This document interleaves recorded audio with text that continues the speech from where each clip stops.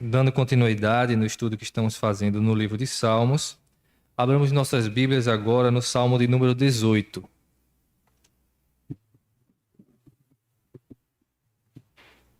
Salmo de número 18, a dinâmica que a gente vai fazer hoje é um pouco diferente, tá? Porque normalmente a gente sempre lê o Salmo antes, né? Salmo 18. Sempre a gente lê antes e depois vai esmiuçando o Salmo, no que ele fala, no seu contexto, suas aplicações, o que isso nos comunica hoje. Mas o Salmo 18 é um salmo muito extenso. Você vê aí na sua Bíblia que ele vai até no versículo de número 50. Ele é um dos mais extensos da Bíblia, né? Perde para o Salmo 119, que tem mais de 170 salmos, né? Mas, mesmo não chegando nesse nível, ele é o quarto dos salmos mais extensos. Então, é bem comprido. Para a gente ler e depois reler, talvez não dê tempo. Então, o que é que a gente vai fazer? Eu vou falar sobre ele, porque eu quero falar todo apanhado, para depois a gente, quando ler, já ir entendendo o seu contexto. Então, eu vou falar o contexto antes em que ele foi escrito, né? E explicar algumas coisas antes, para que quando a gente lê, a gente já vá abrindo os olhos e chamando a atenção para aquilo que já foi falado antes.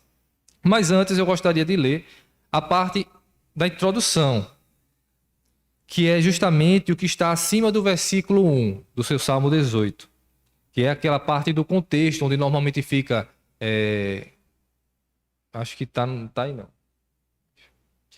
Que é naquela parte onde fica o contexto, dizendo quem foi que escreveu os salmos, em que ocasião, se era melodia, para quem era direcionado o salmo, que instrumento tocava, essa coisa, certo? Essa partezinha que vem antes, esse pequeno prefácio que vem antes do versículo 1 do Salmo 18, é isso que nós vamos ler agora. Diz assim: ao mestre de canto, salmo de Davi, servo do Senhor, o qual dirigiu ao Senhor as palavras deste cântico no dia em que o Senhor o livrou de todos os seus inimigos e das mãos de Saul. Ele disse... Então vai começar o salmo, certo? Todos têm isso aí. Eu não sei como é que fica realmente nos aplicativos. Eu ainda tenho que olhar isso para ver como fica. Porque eu penso que eles cortam, né? Mas essa parte é inspirada, tá? O que tem em cima, que é vitória e domínio, no meio é assim. São títulos que a Sociedade Bíblica dá. E, inclusive, pode ter outras Bíblias e outras versões que têm um outro título, porque não é parte do texto original. Mas já essa introdução que eu li, ela realmente faz parte do texto original. Eu vou ler novamente, tá? Ao mestre de canto, salmo de Davi, servo do Senhor, o qual dirigiu ao Senhor as palavras deste cântico no dia em que o Senhor o livrou de todos os seus inimigos e nas mãos de Saul. Ele disse... Vamos orar? Pai querido, Pai bondoso, nós te agradecemos, Senhor, porque tua palavra é viva e eficaz, porque tu nos socorre, tu nos livra. Tu nos permites, Senhor, ter livre acesso a Ti e entoar louvores a Ti e aprender da Tua palavra. Queremos, Senhor, aprender de Ti. Então fala aos nossos corações. Te suplicamos isso humildemente, Senhor, e Tu sabes o motivo de virmos à Tua casa hoje. É para ouvir a Tua voz. Nos ajuda, então, nessa compreensão. Em nome de Jesus, amém.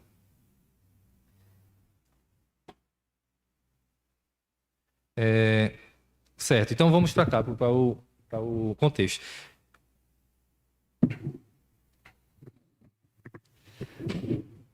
Esse salmo, o Salmo 18, ele é, como própria essa introdução que eu li, ela fala, houve uma apresentação, um momento em que Davi cantou esse cântico, ele escreveu esse cântico. Perceba que quando ele fala ao mestre de canto, ele já está direcionando para qual vai ser o motivo desse salmo vai ser usado.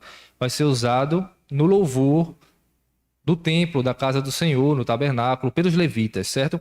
Ele direciona aquele que era o mestre do cântico. Então, esse salmo que ele escreveu, a gente vai ver que fala muito da vida dele, mas ainda assim era cantado por todo Israel. E ele escreveu em um momento muito específico de sua vida. O momento em que Davi escreveu, o texto aqui que eu li antes, né, ele vai dizer que foi no dia em que o Senhor o livrou de todos os seus inimigos e das mãos de Saul. Na sua Bíblia, talvez, um pouco mais em cima, esteja escrito assim, 2 Samuel 22, do versículo 1 ao versículo 51. Essa relação que a Bíblia vai fazer com outro texto, esse texto lá de 2 Samuel, capítulo 22, é porque é o contexto exatamente onde se baseia, onde foi escrito esse salmo. Porém, nesse caso, é ainda mais especial, porque se nós fôssemos ler, e a gente teve o cuidado de ler, mas não vamos fazer isso, certo? Mas vocês podem fazer em suas casas depois, comparar o salmo de número 18 e ler na sua íntegra 2 Samuel, capítulo 22, ele completo, você vai ver que é exatamente o mesmo salmo. Vai ter algumas diferenças, algumas palavras a mais, algumas palavras trocadas, certo? Alguma coisinha a mais, alguma coisinha a menos, mas você vai ver que na íntegra é o mesmo salmo. É como que o autor, ele quis realmente pegar o salmo que estava escrito por Davi, que foi cantado por Davi, escrito por Davi, lá no 2 Samuel 22, que a gente sabe que 1 e 2 Samuel é totalmente baseado na vida de Davi, e ele pegou o salmo de lá e trouxe para cá, certo? Porque aqui é onde ele vai ter o inário de Israel, certo? E o contexto de lá, do salmo 2 Samuel 22, diz exatamente isso no seu versículo. Eu vou ler só o comecinho, para vocês verem. Não o salmo, não o texto completo, mas o versículo 1 de 2 Samuel, capítulo 22, diz assim: Falou Davi ao Senhor as palavras deste cântico no dia em que o Senhor o livrou das mãos de todos os seus inimigos e das mãos de Saul. E disse, aí ele vai continuar exatamente, quase praticamente, né, a mesma coisa, com pouquíssimas diferenças dos dois textos. E perceba, 2 Samuel, ele só tem 24 capítulos. O salmo foi escrito em 2 Samuel 22. Então, o salmo foi escrito já no finalzinho da vida de Davi. E é tanto que logo depois, no capítulo 23 de 2 Samuel, você vai ter as últimas palavras de Davi. Davi, então, quando ele canta o Salmo 18, ele escreve esse salmo, ele estava de fato no final de sua vida. É assim que a gente é levado a perceber quando a gente lê Samuel, a história de Davi, já que está lá, já no finalzinho de sua história. A gente vê que ele vai escrever no final de sua vida e ele vai ser um apanhado, então, de tudo que o Senhor fez na vida dele. Na história de Davi, a gente sabe muito bem isso, certo? Ele vivenciou vários momentos e esses momentos levaram, então, ele a culminar nesse salmo. O salmo vai tratar muito sobre livramento, sobre a confiança que ele tem em Deus, sobre o que Deus fez com ele, sobre os inimigos que ele derrotou, sobre os apertos que ele passou. E nisso tudo ainda, apesar disso tudo, de o Salmo, se a gente só lesse o Salmo sem olhar para o seu contexto, talvez ficasse parecendo que Davi realmente estava tratando de alguma situação difícil que ele passou, né? Mas quando a gente vê o contexto e percebe que Davi está falando no final de sua vida, depois de ter passado por tudo o que passou, a gente vai ver que, na verdade, ele está contando a sua história em forma de canção, agradecendo ao Senhor. Então, é um salmo de gratidão também, o final de sua vida. Então, começaria por aí, a partir do momento que Davi foi ungido. E se você lembrar da história de Davi, é isso que a gente vai fazer aqui, lembrar da história de Davi. Davi é ungido por Samuel em sua casa, naquela passagem que nem Samuel percebia que Davi poderia ser o rei, ele tinha irmãos, e até o pai não se lembra de Davi, não é? Tem ainda um filho, o 8º filho, que ele vive cuidando das ovelhas, mas ele ainda é novo, tal. Mas é esse que o Senhor escolheu. Davi foi escolhido por Deus, ungido por Samuel para ser o rei, mas não começou a reinar ainda naquele momento. Ele então vai ser convocado para tocar harpa a Saul, que era atormentado por um espírito imundo. E Davi, quando tangia sua harpa, a palavra nos diz que o espírito maligno deixava Saul e Saul tinha paz. Então Davi já começou a frequentar os meios, né? O palácio e todo o contexto real, sem ser rei, embora já fosse ungido rei. Passado isso, vai ter o embate entre os filisteus e o povo de Israel, em que Golias desafia o povo de Deus. O povo tem medo, Davi se propõe a lutar pela fé, e ele mesmo diz: não vou com armas nem com nada, eu vou no nome do Senhor dos Exércitos. Ele enfrenta Golias e ganha. Em seguida, nós temos Davi enfrentando os filisteus. Nós vemos Davi enfrentando os filisteus, ganhando mais fama que o próprio rei Saul. Matando os filisteus, ele ganha a mão da princesa. Olha que conto de fadas bonito, né? Ele mata os filisteus, então ganha a mão da princesa, casa-se com ela, mas vira alvo da ira e da inveja do seu sogro, o rei Saul. E aí nisso Davi ainda não é rei, ungido rei, certo? Ungido rei, mas Davi começa a correr de todo mundo. E quando ele foge do rei, que está com o exército, ele é o rei de Israel, Davi para onde vai fugir? Ele foge primeiramente para aquele cara que ungiu ele rei. Ele foge para Samuel. E lá ele não pode ficar, não tem como ele fugir do rei, lá na cidade que Samuel estava, em Ramá. Então ele corre para o seu melhor amigo, que também é filho do rei, Jonatas. Mas Jonatas também não pode proteger Davi.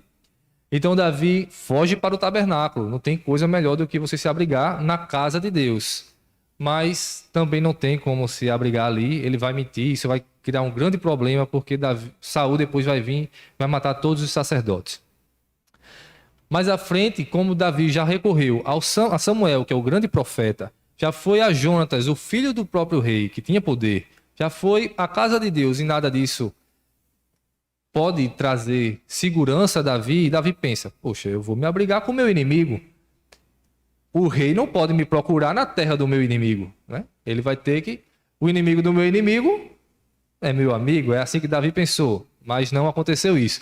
Ele vai para lá, para a terra dos filisteus, quando os filisteus, em Gate, que é a mesma cidade de Golias, quando ele chega lá, o povo diz, oxi, isso não era ele que estava matando todo mundo aqui? Era afamado por matar os próprios filisteus. E aí chamam ele para tentar matar, é naquela ocasião que Davi se faz de louco, deixa a barba escorrer pela barba e fica andando feito louco, e o rei, tira esse cara daqui, que esse cara é um louco. E Davi vai embora. Não tem para onde Davi ir, Davi vai morar dentro de uma caverna, a caverna de Adulão. E lá a coisa começa a melhorar, porque todos os outros sofridos e endividados e os marginais, digamos assim, né? Não os marginais de criminosos, mas marginal no sentido de que estão à margem da sociedade, aqueles endividados, aqueles que aflitos, não têm esperança, desesperançosos, eles foram também até a caverna de Adulão e começaram a morar com Davi lá dentro. E Davi então começa a se reerguer lá. Depois disso, Davi, então o Senhor diz, sai desse lugar seguro, que essa caverna já está bom de tu voltar. E Davi então faz um acordo novamente com os filisteus. Agora Davi já tem o seu exército, até se diz que os valentes de Davi foram formados principalmente na caverna de Adulão. E aí Davi ganha uma terra dentro do território filisteu, que era Ziclag. Depois, outros povos vão lutar contra os filisteus, acabam queimando a cidade. Davi, então, é ameaçado ser apedrejado pelos seus próprios súditos, esses que eram fiéis a ele. Agora, quando veem que roubaram os filhos, roubaram as mulheres e tocaram fogo na cidade que ele estava morando dentro do território filisteu, o povo fica com raiva de Davi, e Davi vai agora morrer, vai ser apedrejado. Mas não aconteceu isso. Passado tudo isso, houve a morte de Saul, houve a morte também de Jonatas, seu amigo. Davi se torna rei de Judá, primeiramente. Em seguida, ele vai ser rei de todo Israel, mas ainda disputa o reino com o filho de Saul que sobrou, que é Isbosete. Após isso, Isbosete vai morrer, e Davi então se torna rei de todo Israel. Depois que Davi se torna rei de Israel, ele põe no seu coração trazer a arca. Ele conquista Jerusalém, expulsa os filisteus que habitavam naquela região, faz de Jerusalém a capital de todo Israel. É ali ele vai estabelecer o seu palácio. É ali que mais na frente ele vai almejar construir o templo do Senhor, e o Senhor não vai permitir, mas a gente sabe que Salomão vai ser o que vai fazer isso. Então Davi, depois da conquista de Jerusalém, intenta trazer a arca, com algumas dificuldades que teve, depois ele consegue. Ele leva a arca para Jerusalém, que passa a ser então também o lugar de adoração do povo de Israel.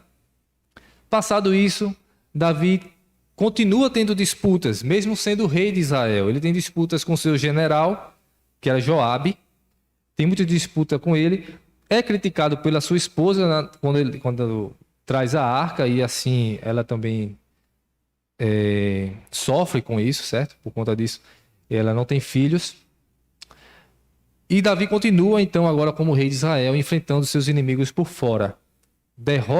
Ele derrota os sírios, derrota os filisteus, derrota os amonitas, derrota os moabitas.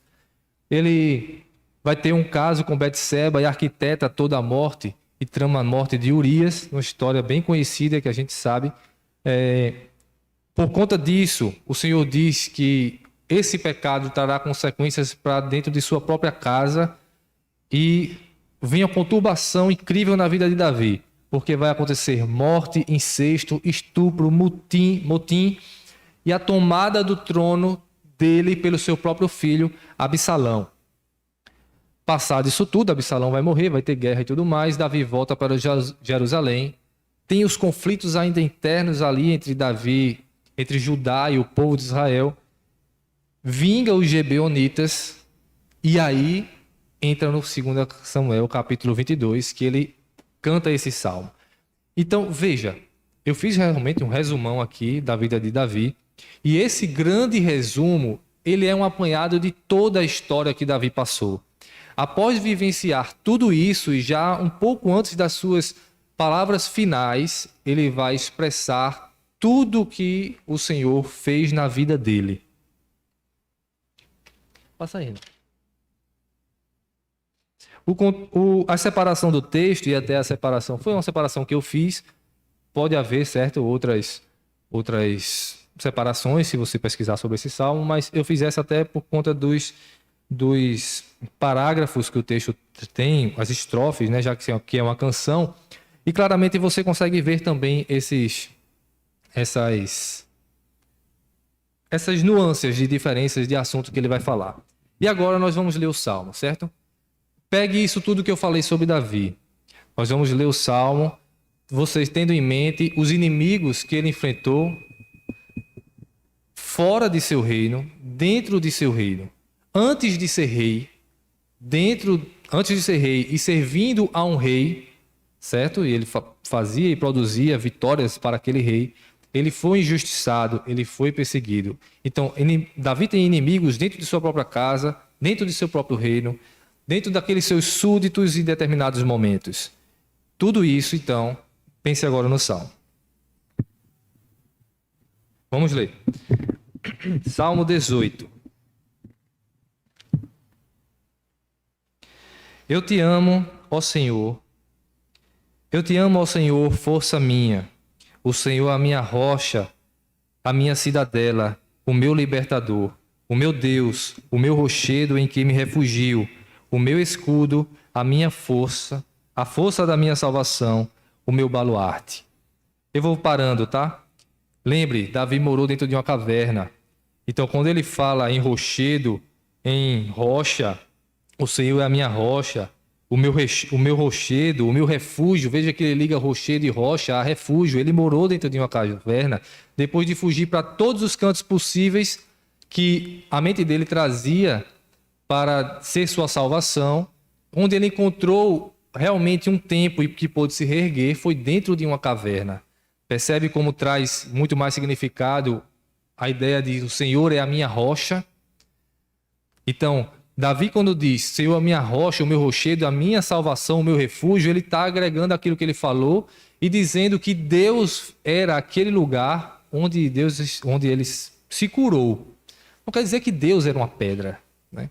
Mas ele está comparando a sua situação, aquilo que ele vivenciou, o seu estado de crítico e como ele foi reerguido a esse momento. Ele diz que foi Deus que fez isso com ele. É isso que eu quero que vocês vejam, tá? É esse arcabouço que eu trouxe da vida de Davi e trazendo então a memória para a gente ler aqui. E eu vou parar para mostrar algumas coisas também, tá? Nesse primeiro, aqui a gente vai ler do versículo 1 até o versículo 3, nós temos uma doxologia. O que é isso? É louvor a Deus. Ele começa tratando do que ele vivencia, da sua gratidão pelas coisas que Deus fez com ele, de forma a louvar a Deus. E ele, veja que ele já começa: eu te amo, ó Senhor, força minha. O Senhor é a minha rocha, a minha cidadela, uma cidade pequena, ele também teve uma cidade pequena.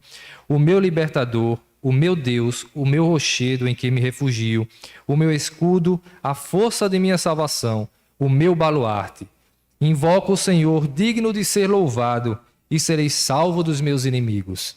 Até aí, ele apenas louva ao Senhor por tudo que o Senhor fez na vida dele. E veja como ele já começa forte, né? Eu te amo, ó Senhor, expressando todo o seu amor, a sua dedicação, a sua devoção a esse Deus. E aí no versículo 4 ao versículo 5, ele começa a tratar do terror que teve em sua vida.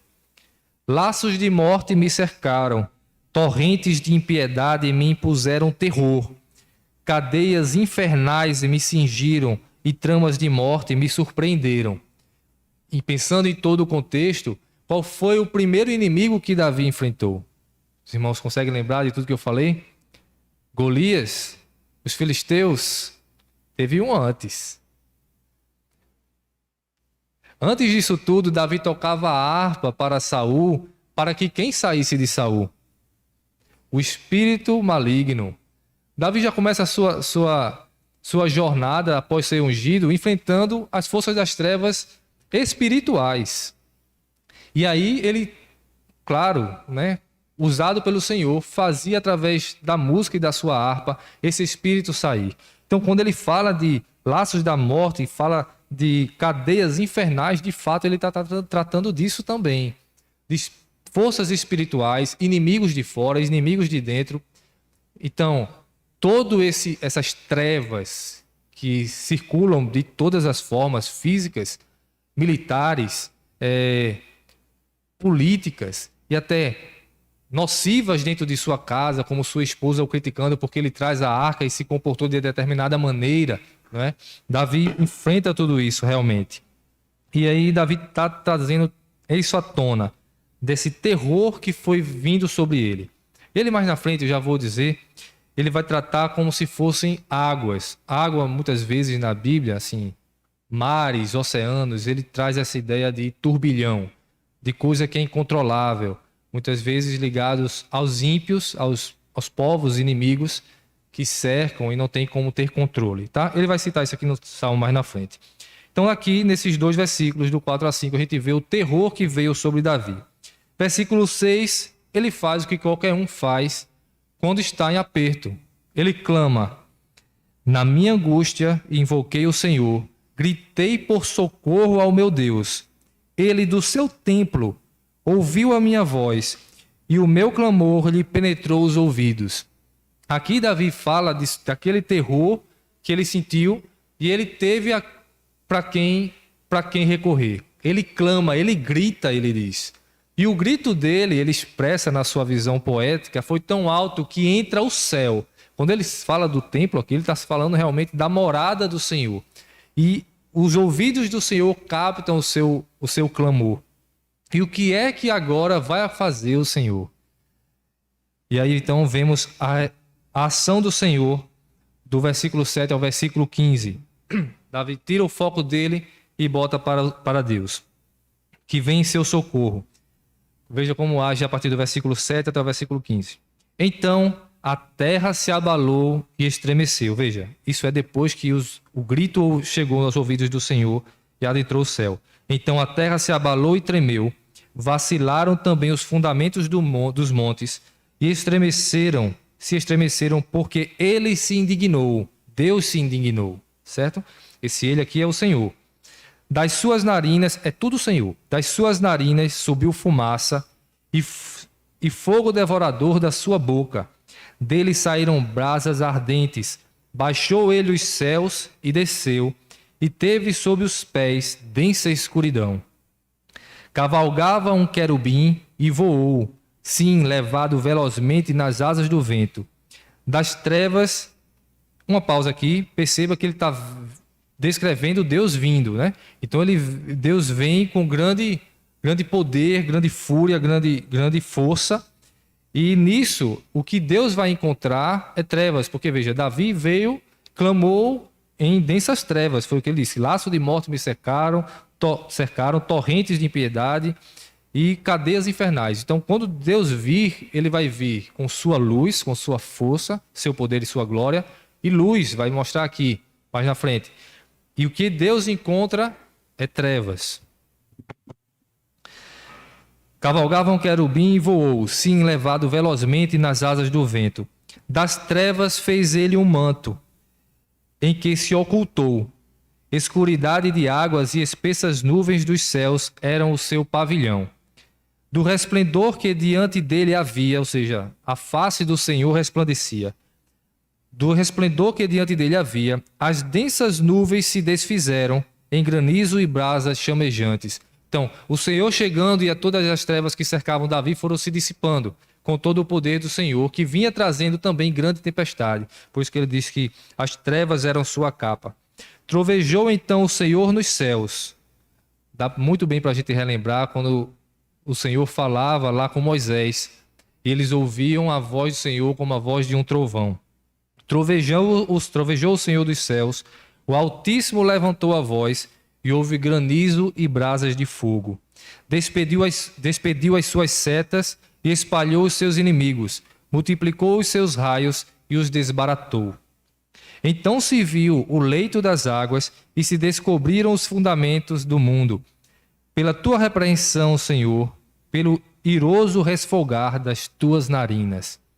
Veja que nessa descrição que Davi faz de como o Senhor ouviu o seu grito, lembre disso. E dá para a gente lembrar também, sabe de quem? De Pedro. Quando Pedro afunda, Pedro grita e o Jesus então o livra, não é? Isso vai acontecer com Davi aqui também. Veja que no final ele diz que ele descreve como se as águas saíssem de perto, que aquele turbilhão estava por cima de Davi, pelo resfolgar das narinas do Senhor, o Senhor, na sua ira, e solta esse fôlego de força, a água se sai, que dá para ver o fundamento da terra, e lá estava Davi. É o que ele vai dizer. Então se viu o leito das águas e se descobriram os fundamentos da terra, pela tua repreensão, Senhor, pelo iroso resfolgar das suas narinas. Dá para a gente também associar e lembrar com Cristo, que para a tempestade tem esse mesmo poder. Dá para a gente lembrar também do que ele fez dividindo o Mar Vermelho, o Rio Jordão e tantas outras vezes que ele fez algo parecido. E veja agora como lembra também Pedro, quando o Senhor pega Pedro pela mão. Porque no versículo 16 ele vai dizer: do alto me estendeu ele a mão e me tomou, tirou-me de muitas águas. Não é bem parecido? A descrição que Davi faz é de um Senhor que está atento à oração do seu servo. Que quando esse servo é cercado por laços de mortes e trevas infernais, que clama o Senhor, a oração do justo entra no céu, é ouvida pelo Senhor e o Senhor vai em seu socorro, com muita ira, porque o seu filho está sofrendo. É isso que Davi está mostrando aqui. Porque Davi é esse filho dele que está sofrendo, esse servo dele que está passando essa dificuldade, essa injustiça. E a partir do versículo 16 até o versículo 19, nós vamos ver então agora o livramento de Deus. O Senhor chegou. Quando ele vem nessa força, essa majestade, esse poder. E aí vem o livramento. 16. Do alto me estendeu ele a mão e me tomou, tirou-me das muitas águas. Livrou-me de forte inimigo e dos que me aborreciam, pois eram mais poderosos do que eu. Assaltaram-me no dia da minha calamidade, mas o Senhor me serviu de amparo. Trouxe-me para um lugar espaçoso, livrou-me, porque ele se agradou de mim. Não é belo? O Senhor, nesse instante aqui, ele traz o livramento a Davi. Ele resgata Davi, tira Davi daquela podridão, daquele mar impetuoso e coloca em lugar espaçoso e tranquilo, e lá Davi vai se recuperar. E esse tratamento que Davi vai passar, ele vai descrever agora também, dos versículos 20 ao versículo 24. Não, antes ele vai, na verdade, vai dizer a razão de Deus agir assim, tá? É mais uma doxologia que ele vai inserir no meio do Salmo, e falando então da razão de Deus ter agido assim e de seu socorro e tudo mais. Do 20 ao 24. Retribuiu-me o Senhor segundo a minha justiça. Recompensou-me conforme a pureza das minhas mãos.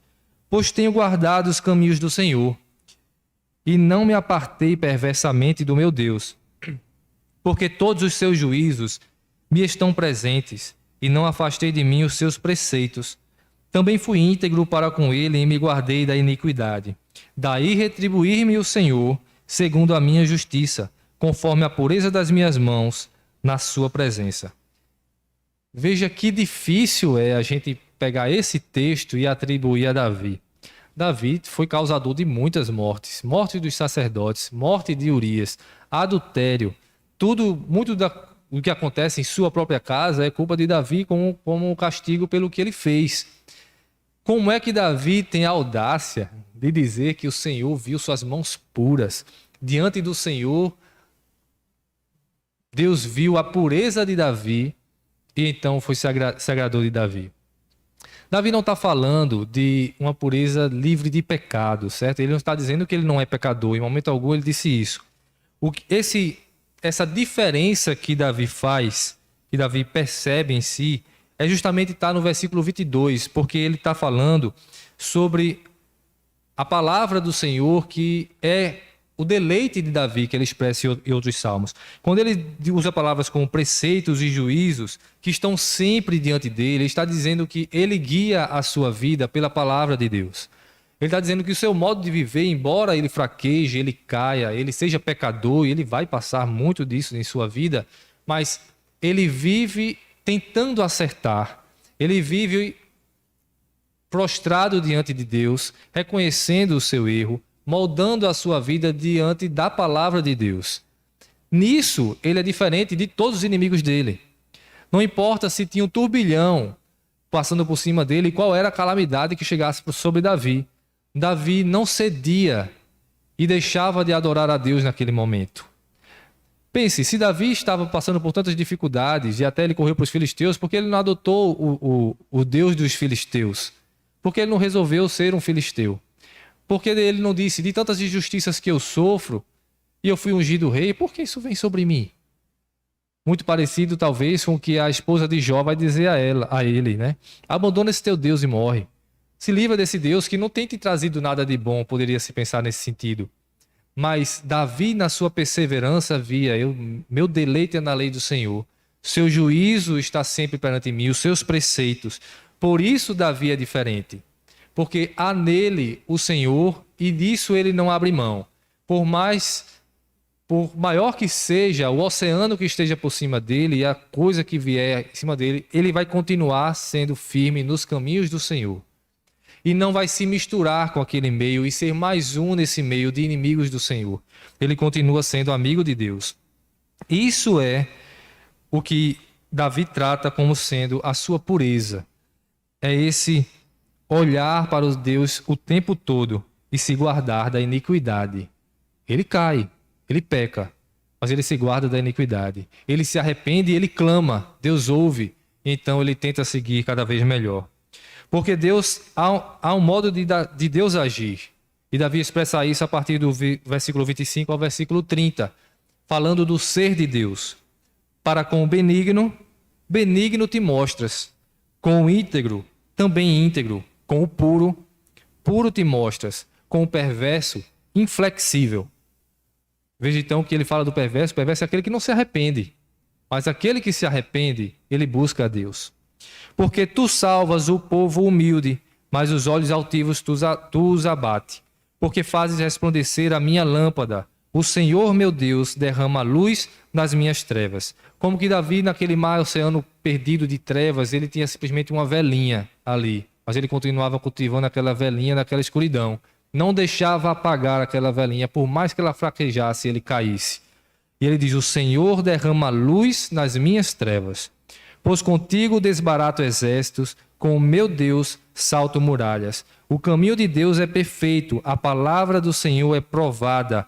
Esse provada também pode ser traduzido como refinada, tá?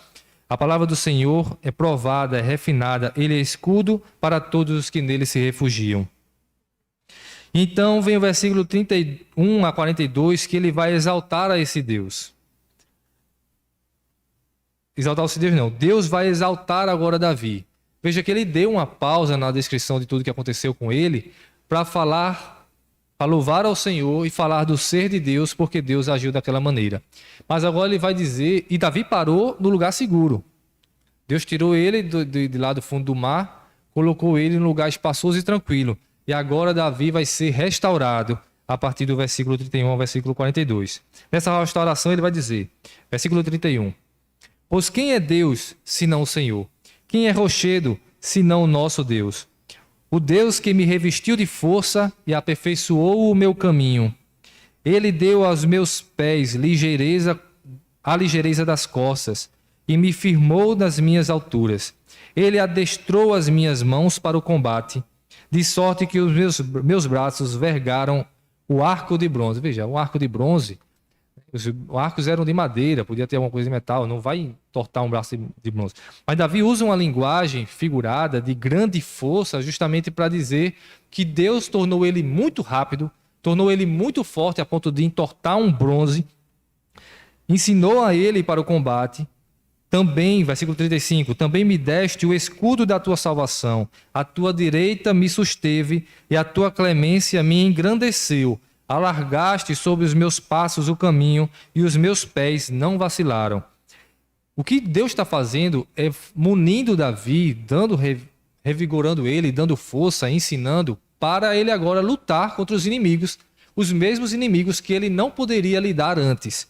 Porque agora vem, persegui os meus inimigos e os alcancei. E só voltei depois de haver dado cabo deles. Esmaguei-os a tal ponto que não puderam levantar-se, caíram sobre os meus pés. Pois de força me cingiste para o combate, e me submeteste os que se levantaram contra mim. Também puseste em fuga os meus inimigos, e os que me odiaram, eu os exterminei. Gritaram por socorro, mas ninguém lhes acudiu. Clamaram ao Senhor, mas ele não respondeu. Então os reduzi a pó, ao léu do vento, lancei-os fora como a lama das ruas. Veja que depois de Davi ter sido salvo por Deus, revigorado por Deus, fortalecido por Deus, ele enfrenta esses mesmos inimigos e ganha. Os inimigos vão tentar usar os seus meios para agora eles se livrarem de Davi, mas não tem mais com o que eles fazer. Nem o próprio Deus escuta eles, porque na verdade ele já disse, com os perversos tu és inflexível. Aqueles que não se arrependem, aqueles que têm olhares altivos, que dizem e vivem como se não precisam de Deus, no final eles não terão a resposta do Senhor. Versículo 43 a 45, ele vai trazer fama e renome a Davi, depois de toda essa batalha vencida. Das contendas do povo me livraste e me fizeste cabeça das nações. Povo que não conheci me serviu. Bastou-lhe ouvir-me a voz, logo me obedeceu. Os estrangeiros se me mostram submissos. Sumiram-se os estrangeiros e das suas fortificações saíram espavoridos. Davi então ganhando fama e renome entre os gentios. 46 e 48 ele termina. Então estamos caminhando para o final do Salmo. Ele faz uma outra doxologia, louvando ao Senhor. Vive o Senhor, e bendita seja a minha rocha. Exaltado seja o Deus da minha salvação. O Deus que por mim tomou vingança e me submeteu povos. O Deus que me livrou dos meus inimigos. Sim, tu que me exaltaste acima dos meus adversários e me livraste do homem violento. Então ele conclui com um compromisso e firmando uma aliança. Glorificar-te-ei, pois, entre os gentios, ó Senhor, e cantarei louvores ao teu nome. Ele é quem dá grandes vitórias ao seu servo e usa de benignidade para com Davi, para com o seu ungido, com Davi e sua posteridade para sempre. Paulo vai citar esse Salmo 49 lá em Romanos 15, versículo 9. Ele, do mesmo jeitinho, tá? Ele fala: glorificar-te-ei, pois, entre os gentios, ó Senhor, e cantarei louvores ao teu nome. se referindo a esse salmo como sendo profético da chegada dos gentios para louvarem ao Senhor também. Os gentios agora fazendo parte do povo do Senhor. Vejam, meus irmãos, que tudo que lemos, a gente depois de ver todo esse apanhado da história de Davi, a gente vê muita relação. Não é uma história específica dele lutando contra Golias, ele enfrentando determinado problema, mas o grande apanhado de tudo que ele viveu e toda essa exaltação que ele faz ao Senhor das coisas que ele viveu, porque em tudo quanto ele viveu, ele vê a presença de Deus. E Davi engrandece ao Senhor pelo livramento, pelo ouvir a sua oração, pelo fortalecimento que ele teve, pela exaltação e fama que ele teve também. Nada disso ele vê que foi mérito dele mesmo, mas foi de Deus que o cingiu para a força, lhe cingiu para a batalha e lhe deu tudo isso. Há grandes lições para a gente, meus irmãos, aqui são as separações. Há grandes lições para a gente nesse salmo, além de Davi, certo? Como eu disse, esse salmo ele era cantado, embora seja para Davi, de uma forma muito específica de sua vida, ele deu para ser cantado pelo povo de Deus. Então, o que é que tem a ver para o povo de Deus? Então, deve valer para a gente também. E vale sim. Porque esse salmo, ele fala sobre situações terríveis e de inimigos que se levantam. Inclusive, nas situações terríveis, inimigos além vêm. E muitas vezes nós somos tomados em apuros que a gente não consegue se livrar.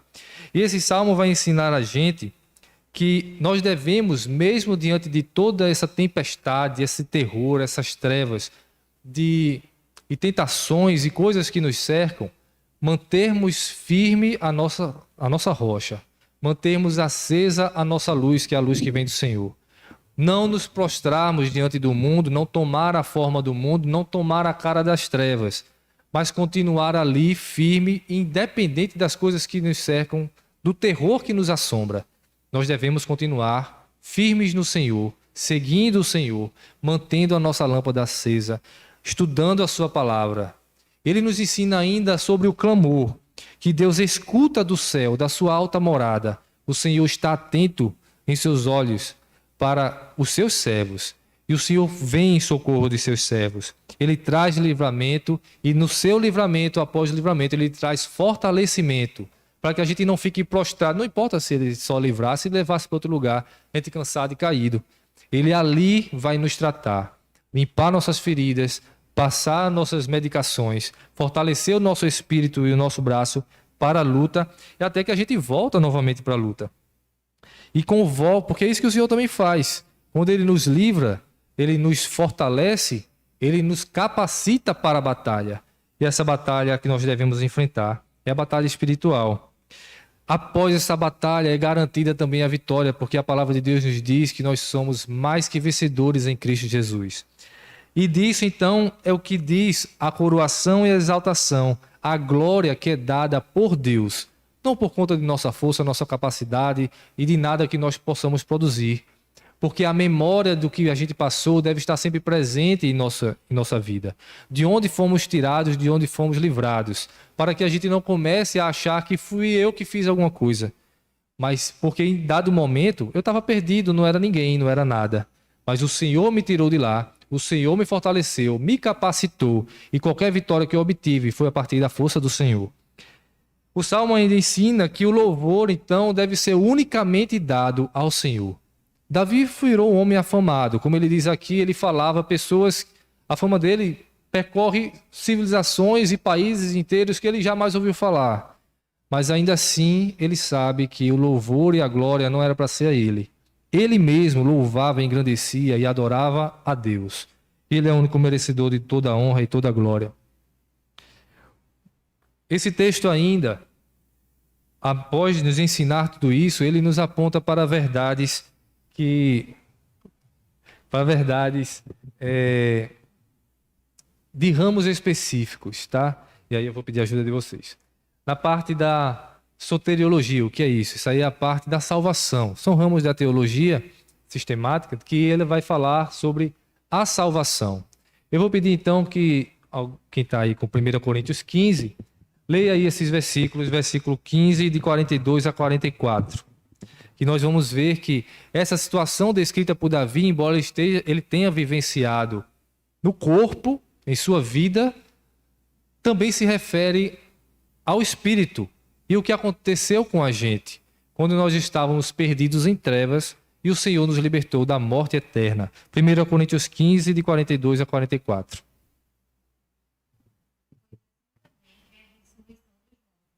Semeia-se o corpo na corrupção, ressuscita na incorrupção. Semeia-se em desonra, ressuscita em glória. Semeia-se em fraqueza, ressuscita em poder. Semeia-se corpo natural, ressuscita corpo espiritual. Se há corpo natural, há também corpo espiritual. Veja que Paulo, quando fala em 1 Coríntios, ele está tratando uma coisa muito parecida. Semear, né, embaixo da terra. Davi aqui, na sua descrição, estava embaixo do mar. Então, nessa fraqueza se ergue em força, nessa morte se ergue em vida. Ele está tratando aqui da morte, da vida espiritual. Versículo 20. Mas, de fato, Cristo ressuscitou dentre os mortos, sendo eles as primícias dos que dormem. Como é? Mas, de fato, Cristo ressuscitou dentre os mortos, sendo ele as primícias dos que dormem. Sim, Cristo sendo esse que primeiro foi o que ressuscitou, né? 51 a 56. Eis que vos digo um mistério. Nem todos dormiremos, mas transformados seremos todos. Num momento, num abrir e fechar de olhos, ao ressoar da última trombeta. A trombeta soará e os mortos ressuscitarão incorruptíveis, e nós seremos transformados. Porque é necessário que este corpo corruptível se revista da incorruptibilidade, e que o corpo mortal se revista da imortalidade.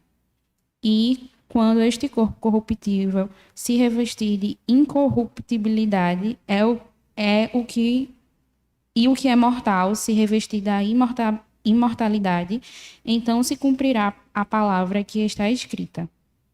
Tragada foi a morte pela vitória. Onde está, ó morte, a tua vitória? Onde está, ó morte, o teu aguilhão? O aguilhão da morte é o pecado, e a força do pecado é a lei.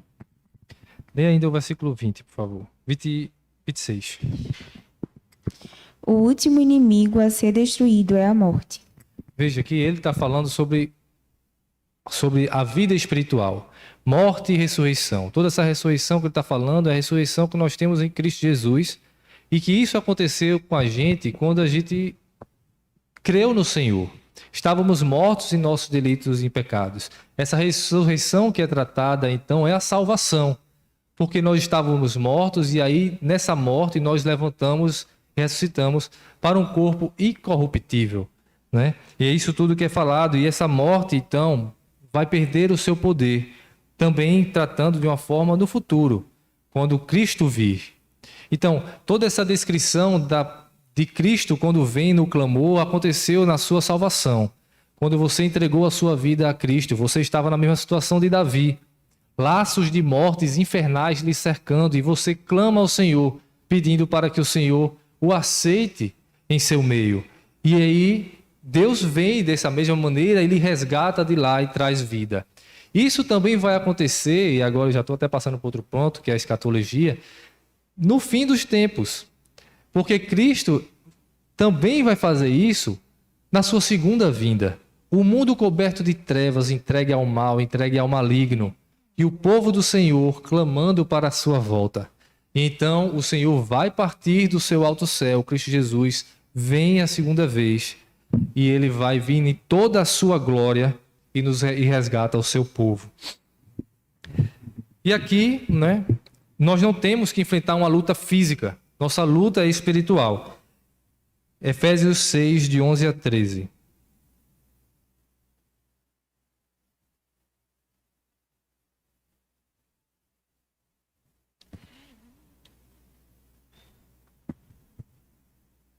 Revesti-vos de toda a armadura de Deus, para poderes ficar firmes contra as ciladas do diabo. Porque a nossa luta não é contra o sangue e a carne, e sim contra os principados e potestades, contra os dominadores desse mundo tenebroso, contra as forças espirituais do mal nas regiões celestes. Portanto, tomai toda a armadura de Deus, para que possais revestir no dia mau e, depois de terdes vencido tudo, permanecei inabaláveis. 2 Coríntios 10, de 3 a 5. Porque, embora andando na carne, não militamos segundo a carne, porque as armas da nossa milícia não são carnais, e sim poderosas em Deus para destruir fortalezas, anulando nós sofismas. E toda altivez que se levante contra o conhecimento de Deus, e levando cativo todo o pensamento à obediência de Cristo. Veja então que, embora Davi tenha enfrentado uma luta carnal, isso mesmo é aplicado para a gente de forma espiritual. Nossas armas não são as armas de funda, de escudo, de espada, mas é a palavra do Senhor, é a nossa fé.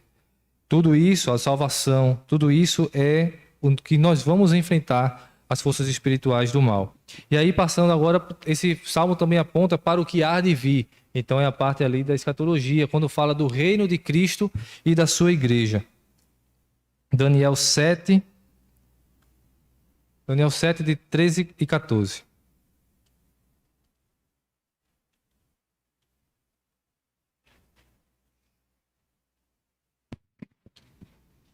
Eu estava olhando nas minhas visões da noite, e eis que vinha com as nuvens do céu, um como o filho do homem, e dirigiu-se ao ancião de dias, e o fizeram chegar até ele.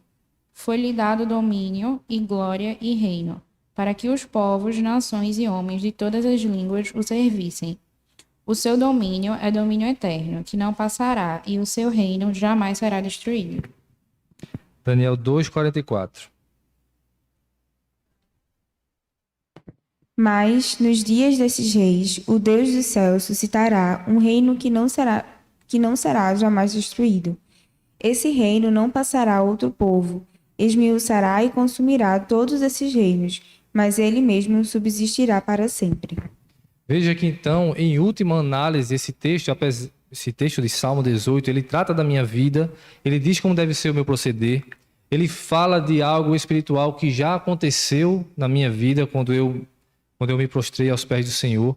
Ele fala de uma realidade que há de vir, porque, em última análise, quando o Salmo vai falar sobre o Senhor engrandecendo o seu ungido e a sua posteridade, Davi não está falando dele.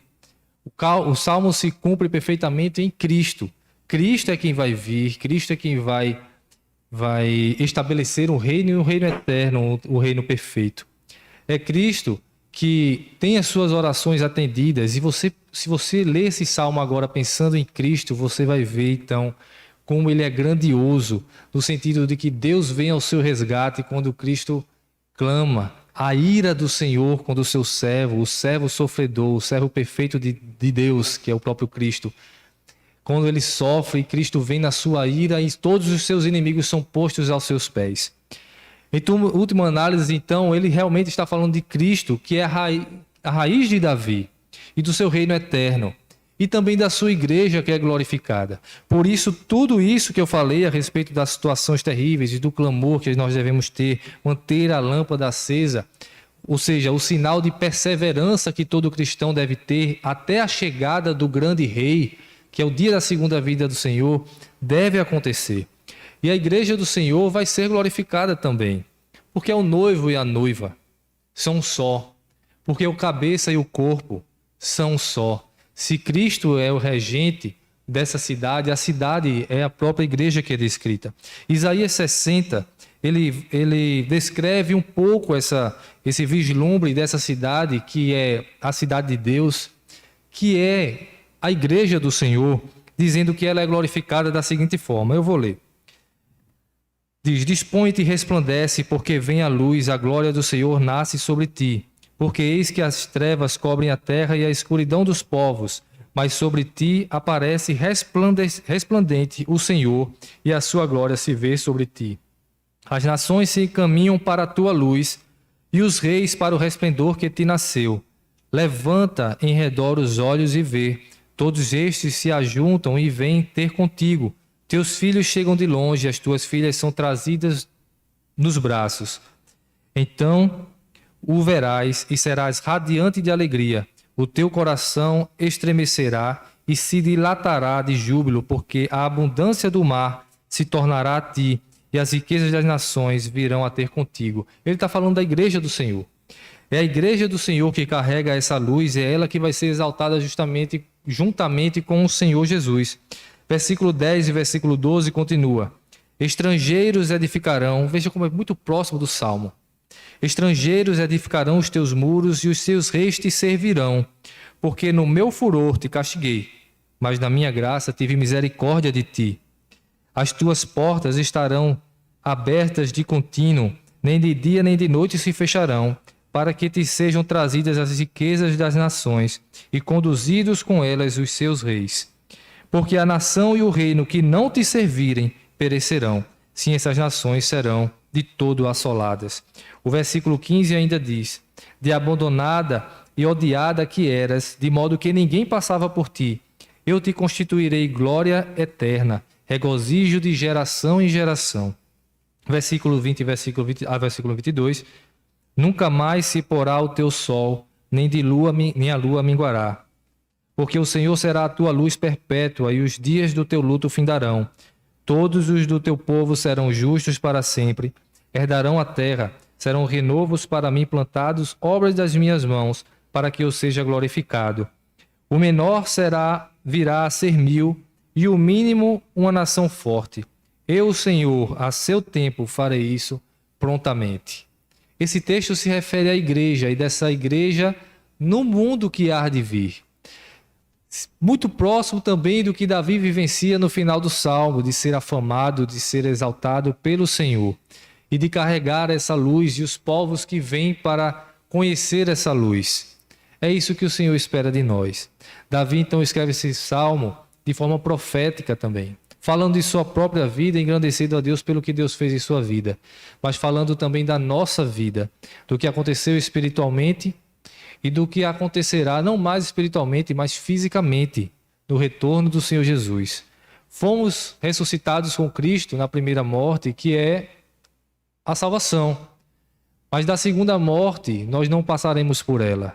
Embora pode ser que até alguém morra a primeira morte dos que aqui estão. Outras pessoas já morreram no seu corpo. Mas na segunda morte, que é a morte eterna, nós não vivenciaremos. E ressuscitados seremos todos.